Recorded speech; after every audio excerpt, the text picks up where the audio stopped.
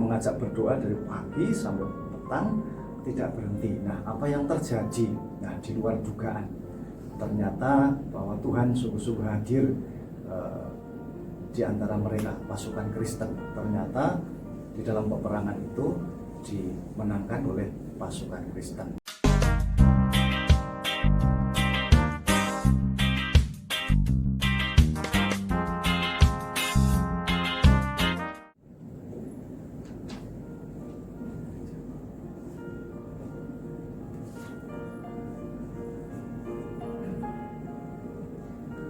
Podcast check.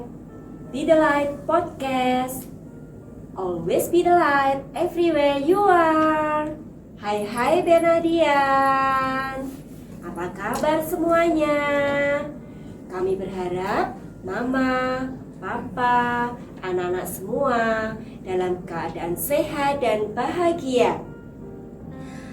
Oke, anak-anak, kita kembali ke podcast Be the Light Podcast. Kali ini kita akan ngobrol seru tentang Bunda Maria.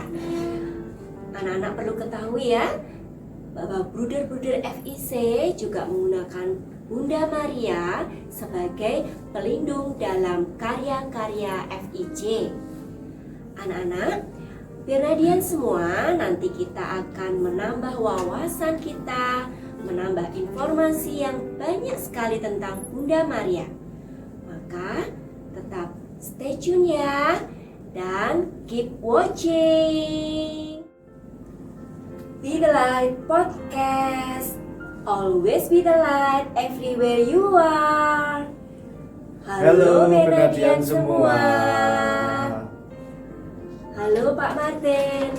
Halo Bu Santi, selamat pagi Bu Santi. Ya, apa kabar nih Pak? Sehat ya Pak ya? Sehat Bu Santi. Iya Pak Martin, podcast kali ini kita akan membahas tentang Bunda Maria. Nah, seperti yang Bernadian semua ketahui ya, baru saja kita merayakan Paskah ya, yaitu wafat, kemudian Yesus disalib, kemudian wafat dan dibangkitkan kembali. Nah, anak-anak, dari peristiwa Paskah ini ada sosok yang sangat setia menemani Tuhan Yesus. Siapa dia? Ya, dia adalah Bunda Maria, Bunda Yesus sendiri. Nah, Pak Martin, kali ini kita semua pengen tahu ini Bunda Maria itu siapa ya? Sosoknya seperti apa? Gimana nih Pak Martin? Kita minta informasi dari Pak Martin ini. Ya, baik Bu Santi. Selamat pagi anak-anak semua. Kalau anak-anak ditanya tentang siapa Bunda Maria, tentu anak-anak semua bisa menjawab dengan jawaban, oh, Bunda Maria itu ibunya Yesus, atau Bunda Yesus, atau mamahnya Yesus, atau barangkali ada juga yang menjawab dengan jawaban istri dari Santo Yosef barangkali. Nah, kali ini anak-anak kita bersama-sama akan mengenal siapa itu Bunda Maria secara lebih jauh. Nah, anak-anak, Bunda Maria sebelum menjadi Bunda Yesus itu sebenarnya ya wanita biasa seperti kita ini ya, wanita biasa. Dia dilahirkan di Nazaret di wilayah Galilea dari keluarga yang juga sangat sederhana, maka Bunda Maria ini juga orang yang sangat sederhana.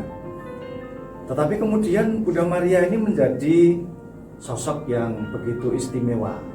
Nah, mengapa begitu istimewa?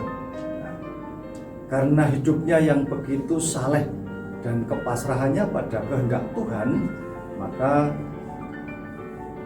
akhirnya Tuhan memilih dia menjadi calon ibu dari Sang Juru Selamat kita, yaitu Yesus Kristus. Baru calon ya, baru calon. Waktu itu dia masih usia remaja. Ya. Mengapa Gereja Katolik begitu menghormati Bunda Maria? Nah, karena Bunda Maria ini memiliki peran yang penting di dalam sejarah keselamatan manusia. Nah, di dalam gereja Bunda Maria ditempatkan pada porsi yang paling banyak di dalam peringatan hari raya dan juga pesta. Ya. Kalau kita melihat pada kalender liturgi itu ada sekitar 30-an tanggal ya, 30-an tanggal Banyak sekali ya. ya yang ditetapkan oleh gereja sebagai bentuk penghormatan kepada Bunda Maria. Masih ditambah lagi pada bulan Mei itu sebagai bulan Maria, dan juga bulan Oktober itu sebagai bulan Rosario. Begitu Bu Santi. Oh iya, iya. Banyak sekali ya tanggal-tanggalnya ya Pak Martin. Kalau saya pernah tahu itu 1 Januari itu ditetapkan sebagai hari Santa Perawan Maria Bunda Allah. Ya, betul Bu Betul Santi. ya Pak ya? Betul Bu Santi. Apa ada tanggal-tanggal lain ya Pak Martin yang kita perlu ketahui? Ya, tentu masih banyak Bu Santi. Misalnya pada tanggal 8 Desember itu adalah hari raya Maria dikandung tanpa noda. Kemudian masih tanggal 25 Maret itu diperingati sebagai peringatan Maria menerima kabar dari malaikat Gabriel. Dan juga 8 September itu juga diperingati sebagai hari kelahiran Bunda Maria. Itu ya Pak Ya, Martin ya itu. hanya biasanya yang dirayakan oleh gereja dalam arti diadakan misa pada tanggal-tanggal itu biasanya hanya pada hari-hari raya itu. Khusus ya Pak ya. Ya. Diperingati ya. Ya, Bu Santi. Iya, ya Pak Martin, kita juga ketahui ya banyak sekali umat Katolik yang berkunjung ke tempat-tempat ziarah juga ya Pak Martin ya. Kalau saya ini seringnya ini karena dekat ini ya di Ambarawa ya, itu di Gua Maria itu. Kalau ini ya di tempat Pak Martin juga ya, asal Pak Martin dari mana itu Pak? Oh ya, daerah Sendang Sono. Nah, Sendang Sono itu merupakan tempat atau Gua Maria yang tertua di wilayah Jawa ini. Biasanya pada bulan Mei atau bulan Oktober itu banyak yang berkunjung ke sana untuk berdevosi. Pernah sih ya saya ke sana, cuma agak sering karena jauh. Terus kemudian banyak sekali dari mana-mana ya Pak Martin ya. Ya, betul. Apa saja yang sebenarnya mereka lakukan ya Pak Martin di sana itu? Ya, berkunjung ke Gua Maria ini sebenarnya kan sebuah kegiatan ziarah ya. Nah, ziarah itu kan kegiatan atau merupakan sebuah sarana bagi seseorang untuk bisa mengenal Allah melalui kegiatan itu. Dan ini diungkapkan dalam berbagai bentuk hal. Nah, salah satunya adalah devosi melalui Bunda Maria itu. Melalui Bunda Maria, tetapi dalam hal ini saya tidak akan menjelaskan lebih jauh tentang apa itu devosi. Nanti kita akan simak bersama pada podcast berikutnya. Di podcast berikutnya ya Pak ya. Iya. Ya, kemudian Pak Martin, mengapa tuh kok dipilihnya itu bulan Mei, padahal bulannya Mei ada 12 nih, sebagai bulan Maria ini kok bulan Mei? Apa ini Pak ya? Ya, ditetapkannya bulan Mei sebagai bulan Maria ini sebenarnya sudah dikenal sejak abad ke-13 ya, tetapi ya kemudian baru dipopulerkan itu kurang lebih pada tahun 1700-an, terutama di kalangan Jesuit di Roma. Itu kemudian selanjutnya baru disebarluaskan kepada seluruh gereja. Tetapi di samping itu juga ada yang melatar belakangi ya. Mengapa pada bulan Mei itu ditetapkan sebagai bulan Maria? Yaitu sebuah peristiwa iman yang dialami oleh seorang paus, yaitu Paus Pius ke-7. Nah, pada waktu itu dia dipenjara oleh Napoleon Bonaparte. Kita tahu bahwa Napoleon Bonaparte itu seorang kaisar Prancis ya. Nah, itu di penjara. Nah, di dalam penjara itu Paus Pius ke-7 berdoa kepada Yesus melalui Bunda Maria. Dan di dalam doanya itu juga dia berjanji kalau nanti dia segera dibebaskan, maka dia akan mendedikasikan 1 bulan secara khusus untuk Bunda Maria. Nah, maka beberapa tahun kemudian ternyata Paus ini dibebaskan. Nah, kebetulan pembebasan Paus itu pada bulan Mei. Nah, maka mulai saat itu lalu bulan Mei ditetapkan sebagai bulan Maria oleh Paus. Begitu Bu Santi. Pengetahuan baru ini, Bu Santi juga baru tahu ini anak-anak. Kemudian Pak Martin, 1 bulan lagi itu juga itu bulan Oktober. Mengapa ya bulan itu ditetapkan sebagai bulan Rosario? Ya betul, jadi sebagai bentuk penghormatan tadi kan ada 2 bulan yang dipersembahkan kepada Bunda Maria. Yang pertama adalah bulan Mei, kemudian yang kedua bulan Oktober. Nah, pada bulan Oktober ditetapkannya juga sebagai bulan Rosario. Ini juga ada latar belakang sejarah. Ya, kenapa ditetapkan sebagai bulan Rosario? Nah, peristiwa ini terjadi sebenarnya sudah terjadi duluan, kurang lebih 3 abad sebelumnya. Jadi ya 3 abad sebelum bulan Mei ditetapkan sebagai bulan Maria. Ini terjadi ketika waktu itu di wilayah Eropa. Ya, di wilayah Eropa itu pasukan Ottoman. Apa itu Pak Ottoman itu? Mau ya? Nggak tahu. Ottoman itu kerajaan dari Turki. Oh, dari Turki. Itu menyerang negara-negara Eropa, terutama yang diserang itu adalah umat-umat Kristen yang ada di sana. Mereka ingin menghancurkan orang-orang Kristen yang berada di Eropa ketika itu. Nah, salah satu pimpinan dari armada Katolik waktu itu yang didukung oleh Paus waktu itu, Paus Pius ke-5 ya, Paus Pius ke-5 itu mengajak seluruh umat di Eropa itu supaya berdoa Rosario ketika perang itu terjadi. Nah, umat Kristen menyadari bahwa nampaknya mustahil. Karena apa? Karena pasukan dari Ottoman itu jauh lebih besar, jauh lebih banyak. Nampaknya mustahil untuk bisa menang. Dan barangkali orang-orang Kristen yang ada di Eropa benar-benar akan dihancurkan. Maka dengan melihat hal seperti itu, kemudian bersama dengan Paus mengajak seluruh umat di Eropa berdoa Rosario dari pagi sampai petang tidak berhenti. Luar biasa. Iya, dia mengajak berdoa dari pagi sampai petang tidak berhenti. Nah, apa yang terjadi? Nah, di luar dugaan. Ternyata bahwa Tuhan sungguh-sungguh hadir di antara mereka, pasukan Kristen. Ternyata di dalam peperangan itu dimenangkan oleh pasukan Kristen. Nah, maka mulai saat itu lalu Paus itu menetapkan bahwa bulan Oktober itu dijadikan sebagai bulan Rosario. Kenapa? Karena peristiwanya kebetulan itu terjadi pada bulan Oktober. Begitu Bu Santi. Pengetahuan satu lagi nih ya. Informasinya dari Pak Martin sangat luar biasa ya tentang Bunda Maria ini ya.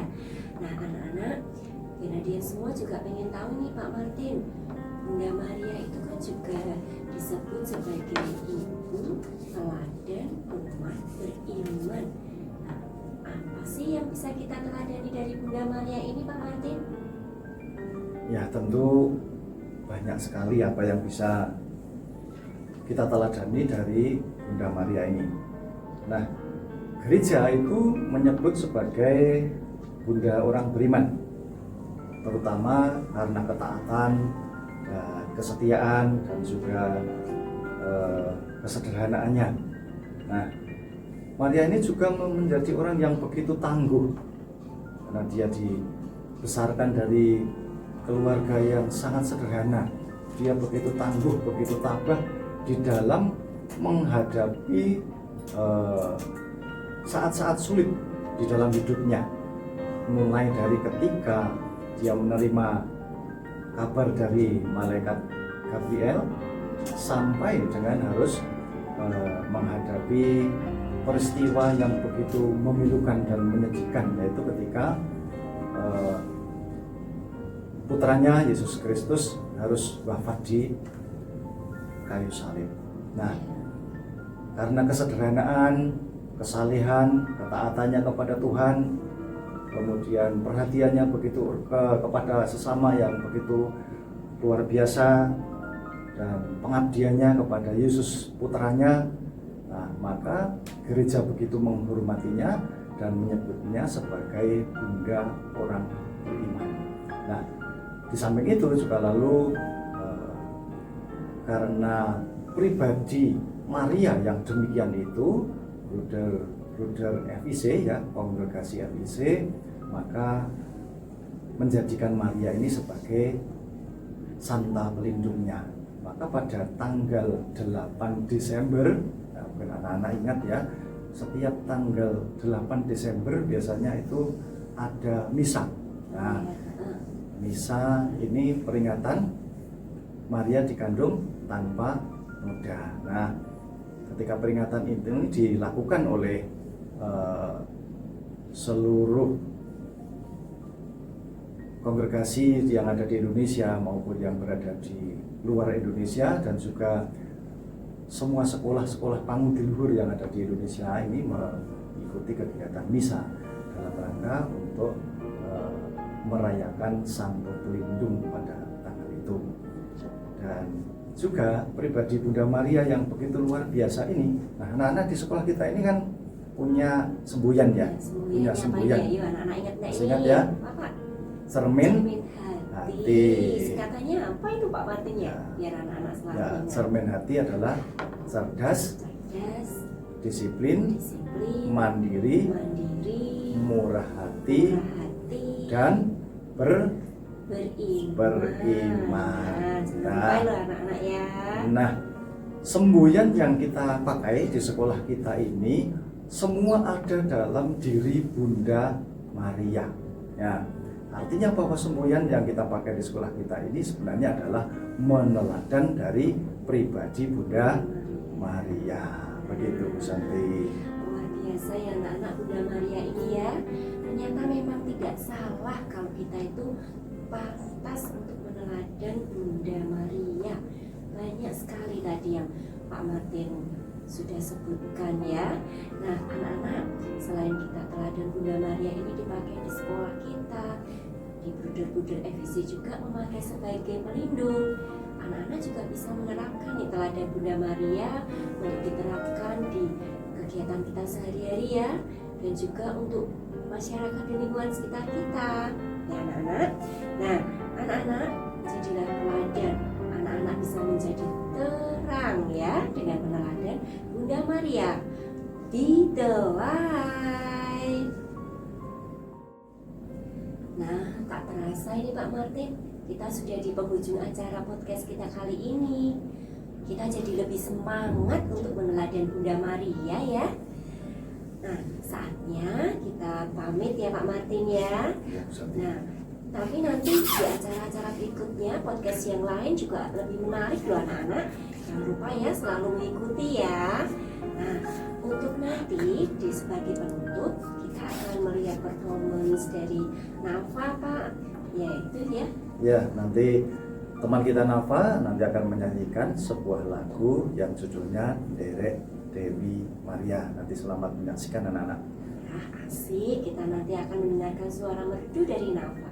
Kemudian jangan lupa ya untuk jaga kebersihan dan jaga kesehatan. Ya, baik, di samping menjaga kesehatan, jangan lupa anak-anak tetap rajin cuci tangan, jaga jarak, lakukan kegiatan-kegiatan yang positif dan tetap semangat. Jangan lupa pakai masker juga ya Pak Martin ya. Ya, betul Bu Santi. Harus disiplin prokes kesehatannya ya, prokesnya ya. Nah anak-anak, Benadian jangan lupa ya untuk selalu mengikuti media sosial sekolah kita ya, selalu update ya.